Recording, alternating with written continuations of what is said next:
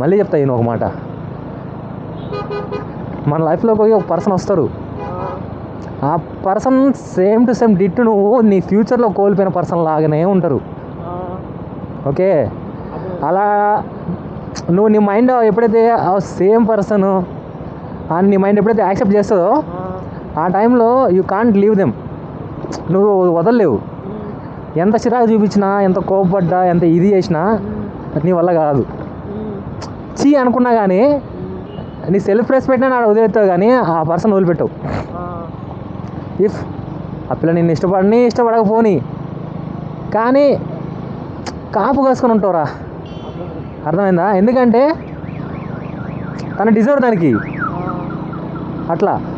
So అలాంటప్పుడు మనం ఏం చేయాలి, వాళ్ళు మనల్ని ఇష్టపడకపోని, వాళ్ళకి మన మీద ఫీలింగ్స్ ఉండని లేకపోని, నీకు ఒక ట్రూ ఫీలింగ్స్ అనే లోపల ఉన్నాయి చూసినావా, దాని నుంచి వచ్చే ఒక మాట ఉంటుంది చూసినావా, ఆ మాట నేను చెప్తా ఇప్పుడు, నువ్వు విను.